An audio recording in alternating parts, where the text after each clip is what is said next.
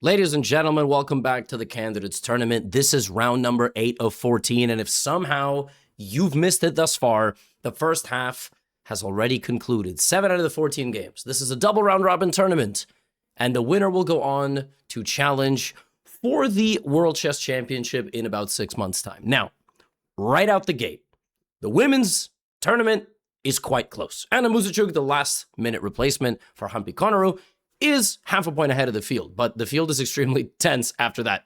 It's Vaishali, Ramesh Babu, and then it's a bunch of players who have 3.5 and 3.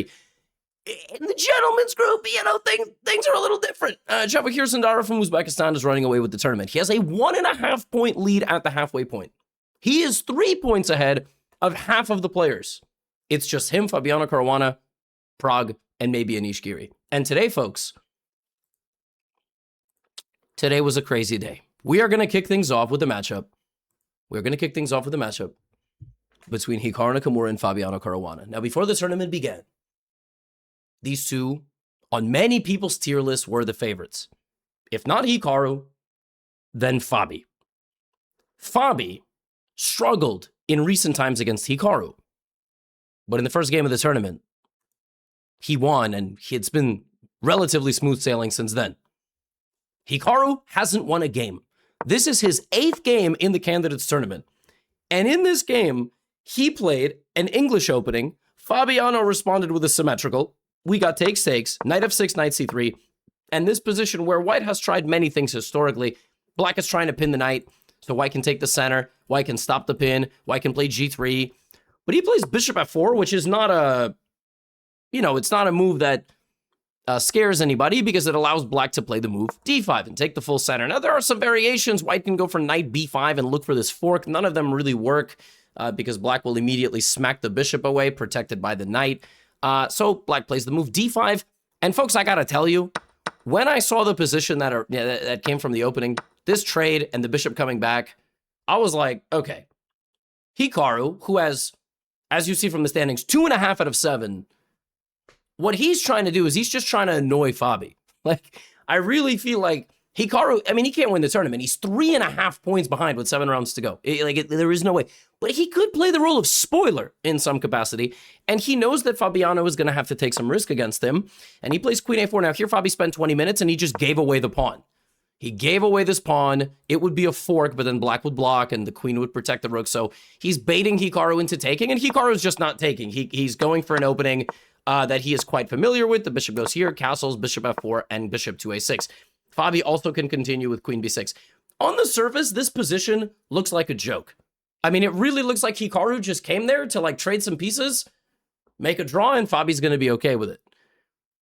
They even have the same imbalances. White has e to h, and they both have ac, and they have the exact same pieces. So you look at this in an elementary standpoint, and you're like, okay, well, white has what grandmasters would call microscopic levels of pressure, micro advantages, like this queen is a little bit more active and the bishop is a little bit more active and this rook is kind of awkward. Like, white definitely in the long run will get a higher quality of rooks. But, Fabi goes for a queen trade. Hikaru doesn't trade. He could have traded, but he doesn't trade. And now Fabi activates his bishop. Hikaru plays c4. You still got to play. That's the thing about chess. Like, a game can look equal, but you still got to play. And so Hikaru sends it to this endgame. And actually, I got to tell you, now you're really starting to see what's going on. White has a much higher quality of rooks. Fabi didn't necessarily have to do this. Here, instead of f6, which weakened this pawn, the computer actually likes this move h6, which doesn't weaken anything. Or he could maybe even go queen g5 and not, not trade the queen. The queen can stay on the board.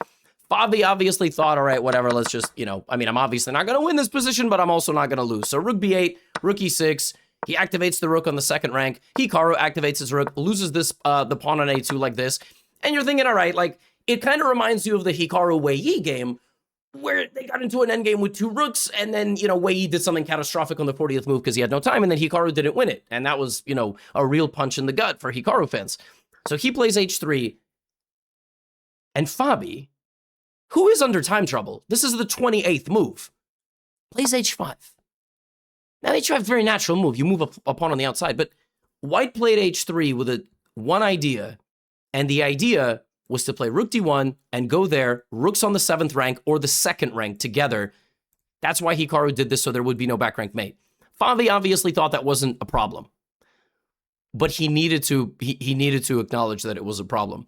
The computer already wants Fabi to just go here to potentially threaten the rook trade. Like, it wants to be just in time, but that would lose this pawn. So the computer's ready to give away a pawn and defend an endgame as long as you cannot infiltrate the 7th rank. The computer values the 7th rank for itself that highly that even though you lose a pawn on the outskirts, it's a draw because this is White's extra pawn, and in the long run, White is not going to probably cause any significant winning chances.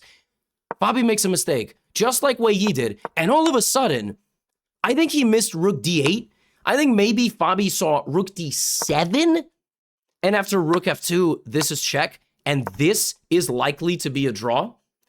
Here's the difference.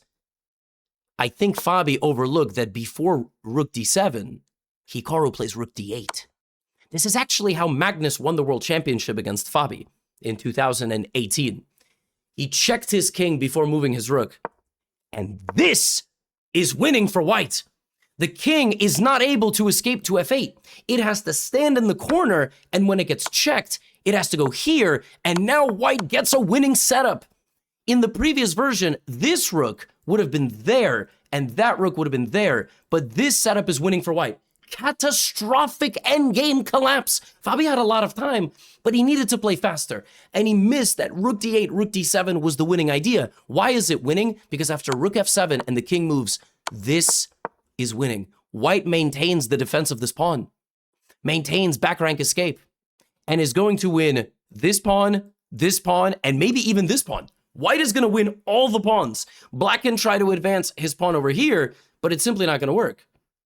It's just not going to work. Like, I'm going to take this, and then I'm going to win that pawn as well, and I'm going to have enough time to stop the pawn. So Fabi goes here. Hikaru takes. Fabi goes here. And before you know it, Fabiano Caruana is down 3 pawns. Well, 2 pawns in a rook endgame. And he's completely lost. This is losing because White just goes forward. Black does not have the resources to stop everything. And with some precision required, I'm not sure I would beat Fabi in this endgame. White coordinates his king. He avoids the checks. He begins pushing the pawns. The king always dances between the pawns. You can also threaten, very important, you threaten a rook trade at the right moment. This would be a losing king and pawn endgame. Instructive, I will show this to you.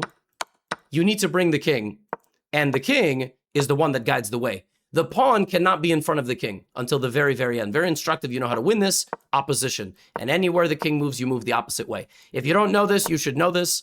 You should learn it. That's exactly what Hikaru does. Fabi resigns. This is a devastating result for Fabiano Caruana. I cannot understate that enough. This would be such a monster victory for Hikaru if he didn't have 2.5 points. If Hikaru had 3.5 even, he would have caught up to Fabi. He would have been closer to Javakir. Hikaru still trails by a massive amount. I mean, it's insane. How about this for a stat? In their last 9 classical games, when Hikaru has White, listen to this statistic. This might be the most astounding statistic you've ever heard. In their last 9 classical chess games, where Fabi is Black, they have 3 draws and 6-0 for Hikaru. Fabi has not beaten Hikaru in 9 classical games and has lost 2/3 of them. Unbelievable. Can you imagine if the tournament had started with this color instead of the opposite? Imagine Fabi lost the first game and Hikaru won the first game. It could have been a totally different tournament because it's clear Fabi is struggling right now against Hikaru. Folks, this is Fabiano Caruana's chances have gone down. Javakir Sindarov's chances to win the tournament are now 90% probably. 75, 80, 85. This is brutal. All people can hope for now, if you're not Uzbek or a fan of Sindarov, is for Sindarov to lose. And he doesn't look like he's going to lose anytime soon. Finally, we play a Catalan, Esipenko versus Sindarov. Sindarov plays a pretty provocative line, knight c6, bishop d6. Very offbeat. Generally, these pieces aren't going there in the Catalan. And he just plays aggressively. I mean, he grabs he just takes queenside space, sacrificing a pawn to damage White's structure. Then he just gives away the bishop. Bishop moved out, then moved again, then took in the knight here. And then he chopped the queenside.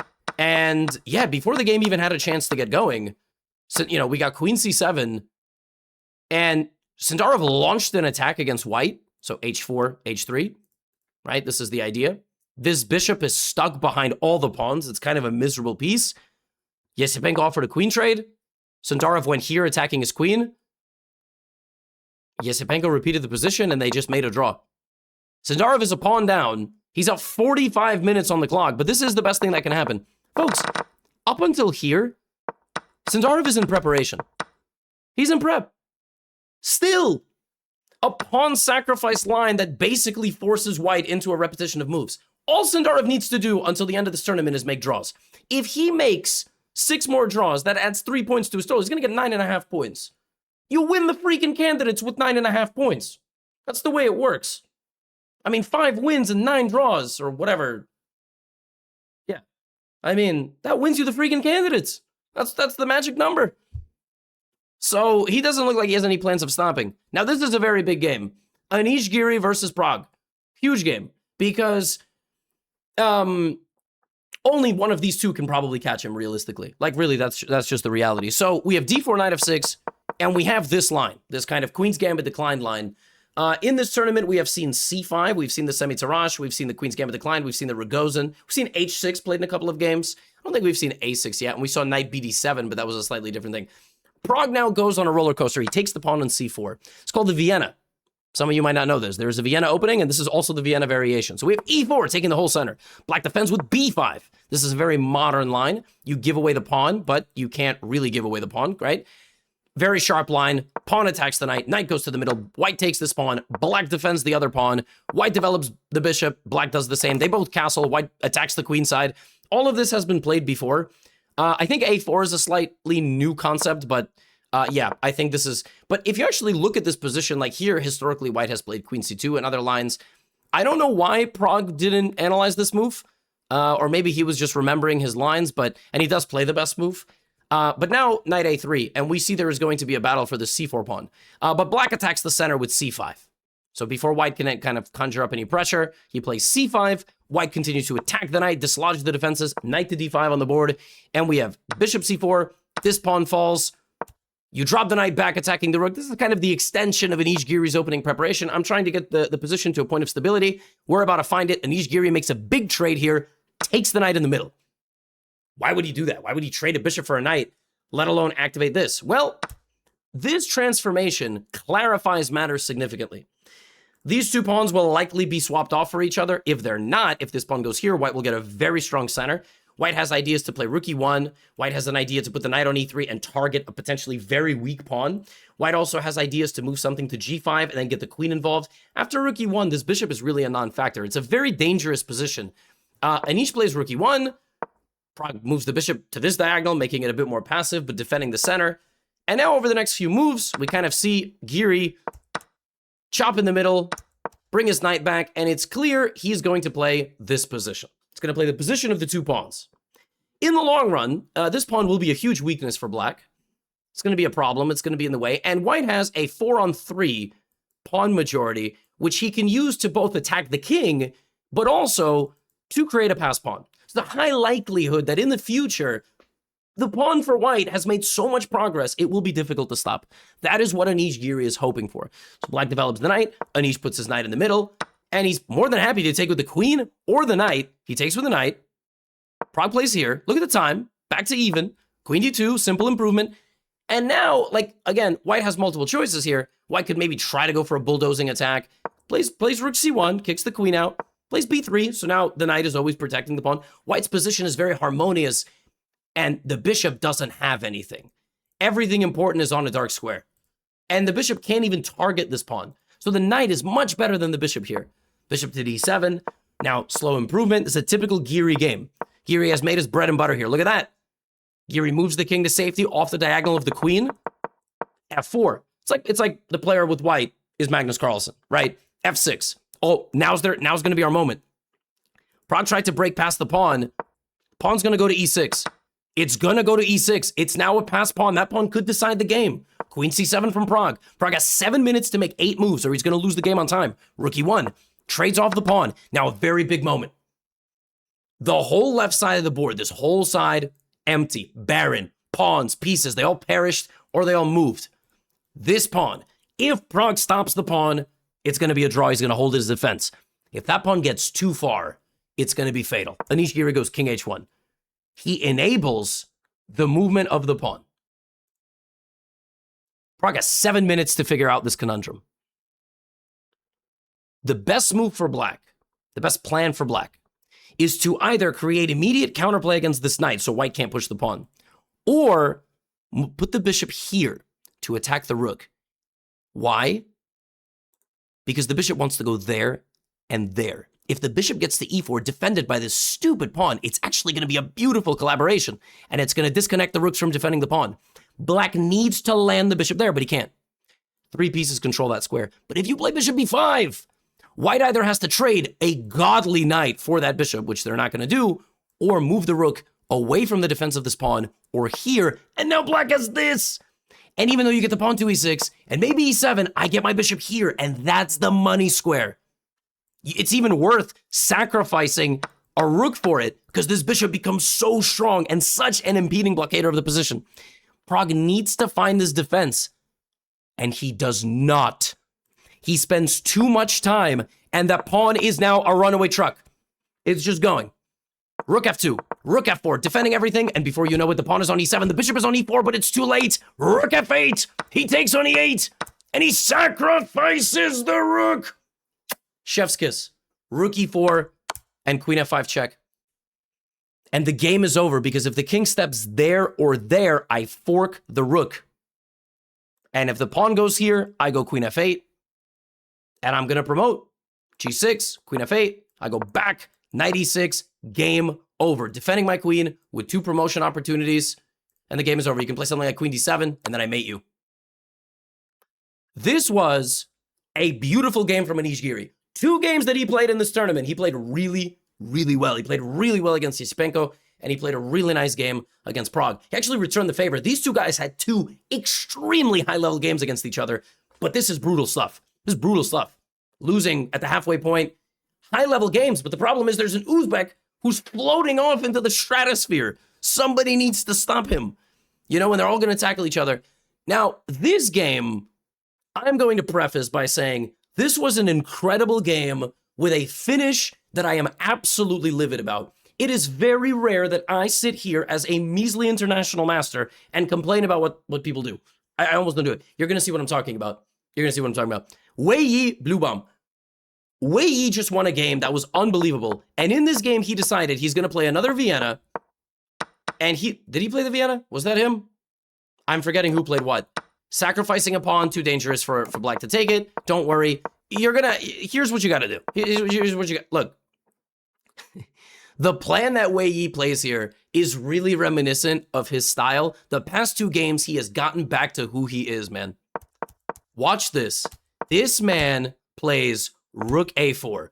Yo, he saw rook a4 and he liked it. He brings the rook to the opposite side of the board like an absolute boss. Just beautiful play here, beautiful piece coordination, and he launches a monstrous attack against Blubaum, who is, to his credit, defending fantastically. Rook b7, g4, every resource possible. Wei Yi's going to make a run for it. He knows Sindarov is going to slow down and make a couple of draws. It's time for Wei Yi. King g8. Rook h5. He's just slowly biding his time. He's preparing his infiltration. No queen trade. Good defense, by the way, from Blubaum. This is the best chance. Queen c4. Wei Yi, baby, sacrifices the rook. Pawn takes. Queen g6. King f8. But does he have enough? Does he have enough to deliver a mate? King g8. Queen check. To force the king to a square where you take the pawn with check. Okay, we repeat the position. Now we don't repeat the position. And this is move 40. So now the players look at Wei Yi's time. Look at his time. He gets his extra 30 minutes. He can play this position for a win. He's down a rook, but there is one and only one way. You could just make a draw here. You could. He gives the check and plays knight g5. But very nice idea here from Blubaum. He plays knight takes d4. It's a fantastic move because it activates the knight. You create counterplay immediately. You also protect important squares. And now, after check, it simply looks like it's a draw. Looks like it's a draw. You repeat the position, and you make the draw. They repeat the position. They repeat the position. And then Wei Yi does this. And black has to run his king forward into the rook attack. I mean, it looks like black's king should be mated 900 different ways. Check here. Check here.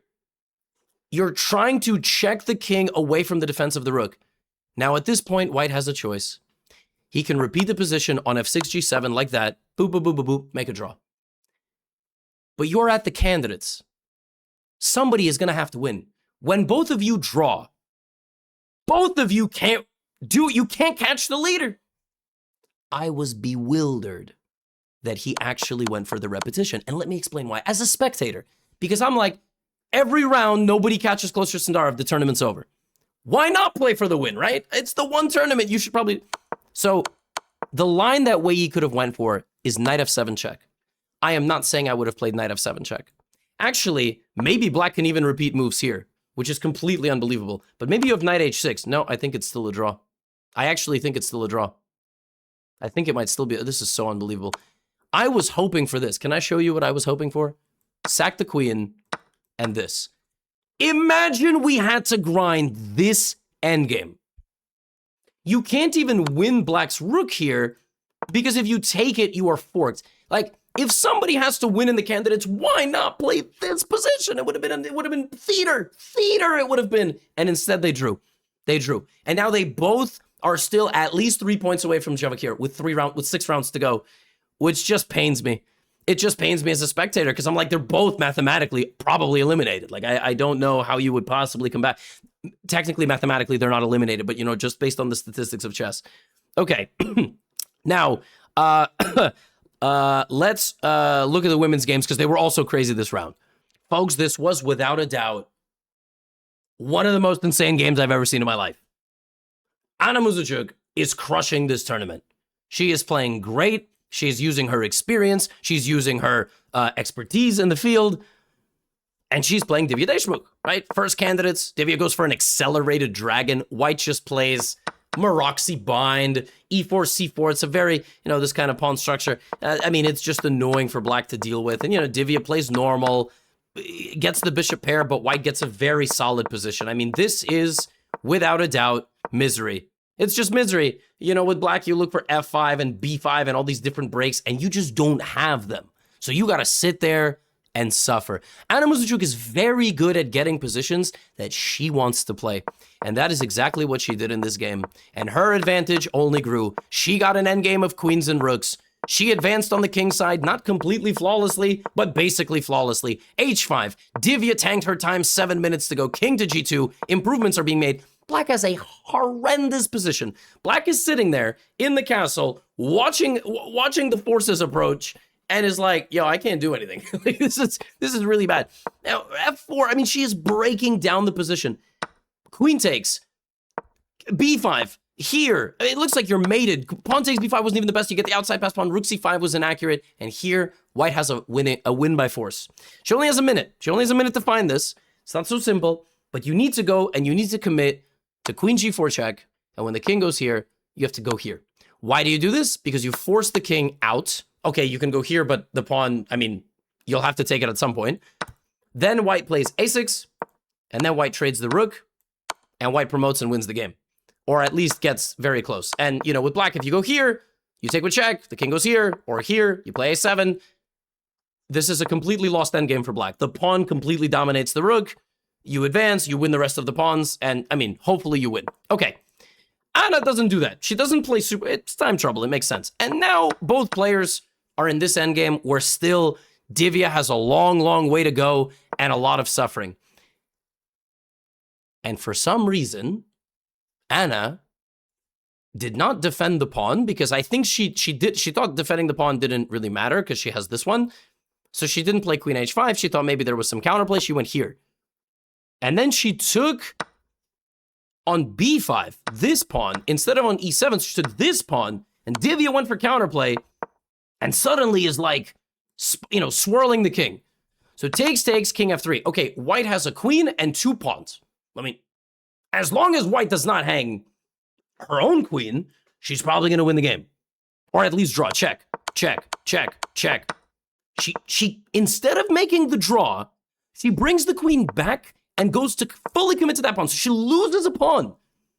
Check, The queen just sits there. I mean, how on earth can black survive this if this is coming?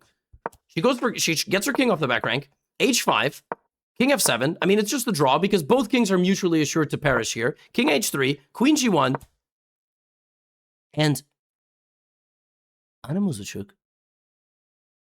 I guess, thought that there was like a mate here. She probably was worried that there's a mate.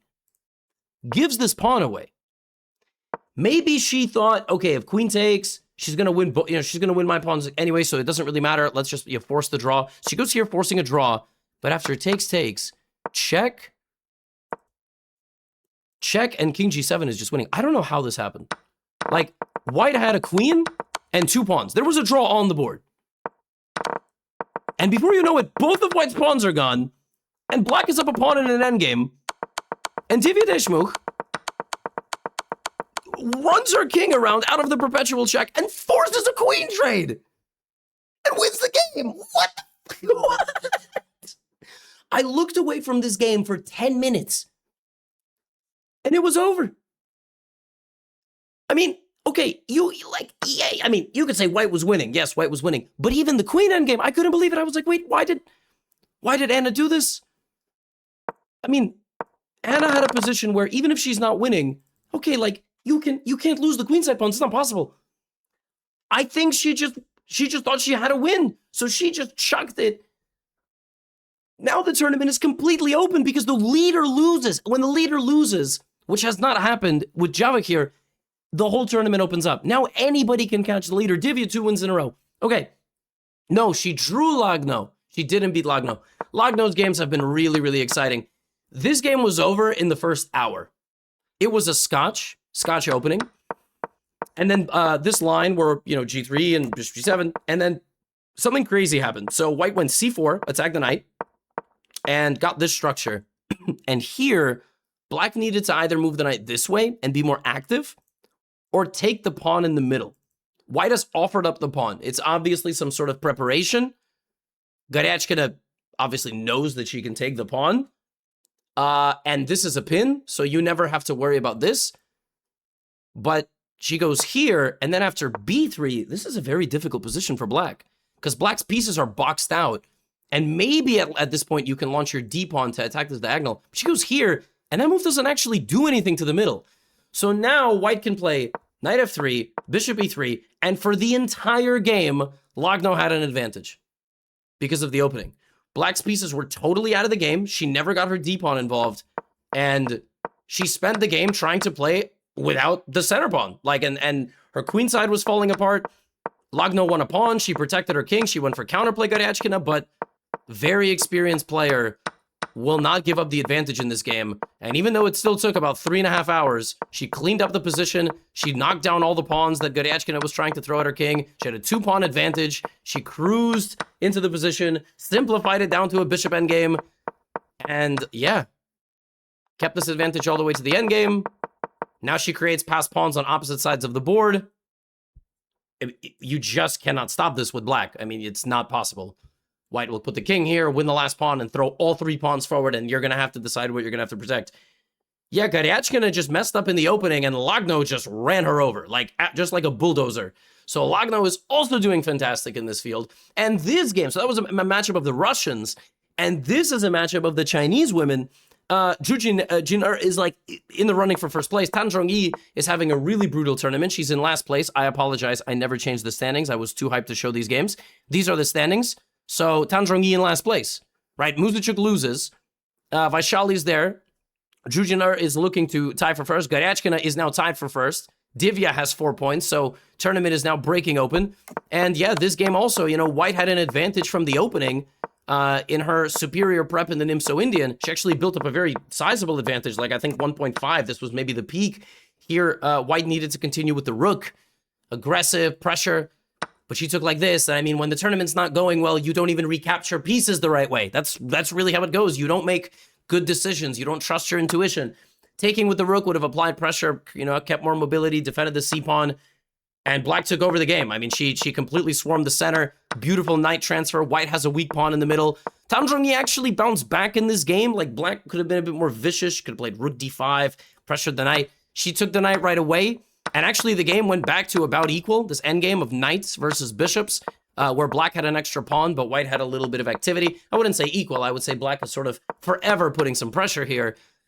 Yeah, but no, I mean, it totally spiraled. I think white did not fully sense the danger here of the simplifications.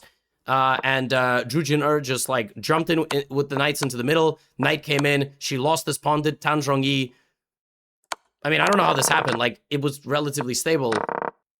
And then before you know it, you lose this pawn. You're now 2 pawns down. And the way that this game actually ends is really violent. The 2580 rated Grandmaster puts the king on the last rank of the board. She actually gave up her knight, which was epic. She just gave away her knight, walked into the position with her king. And of course, with a king like this, you're not going to defend yourself. Very brutal endgame, Rook G2. If you take I queen, and if you run this way, I play E2, Rook G1, E1, and it's game over. And the white king gets smothered in the corner like this. Epic victory for black, and it's clear that the previous contender for the World Championship with the white pieces is not going to be in the running to win the tournament. The form is not there. She's going to have to win multiple games in a row, as there are now multiple leaders. And the only draw of the round, there's always at least one stable game. Bibisara Vaishali. It was an interesting Italian game. I think this is the second time we've seen this structure in the tournament, but not too much happened here. They traded pieces a little bit early. White applied a little bit of pressure, and then it was very quickly heading to an endgame. I mean, I'm sure it felt a little bit more intense to play it, and we've seen Hikaru win these positions with 2 rooks on the board.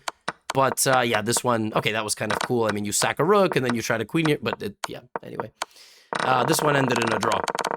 It took a while, but it ended in a draw. The women's field is... 5 people are winning the tournament. Yo, the women, I mean, this is going to come down to the last round. You might as well tune into these recaps just for the ladies. 7 people can still win this tournament. Tan Zhongyi could still theoretically win. She's got to start winning some games. She hasn't won. She's the only player in the field. Oh, Goryachkina hasn't won a game yet, which is nuts, but she has 7 draws. So... yeah, I mean, in the next round, any of the 3.5s can beat the 4.5s, but once you start building, you know, and toppling over everybody else, it's going to be a problem. In the open, Sindarov has a 2-point lead against Caruana and Giri, and in the next round, Caruana and Giri play each other, which is, again, brutal. They can't keep both elevating. Sindarov is playing with black against Blubaum. Blubaum ain't going to play for a win. Blubaum, like, and if he does, he might lose, which is not his style. So, yeah. I mean, Sindarov has to draw, and the other players have to keep winning. Hikaru has 3.5, by the way, out of nowhere. So if Hikaru gets another win, Hikaru tomorrow plays Esipenko, he's going to have 4.5, and if Sindarov loses, then, then we really have to start having some conversations. But that's all I have for you today. I'll see you all for the next round. Get out of here.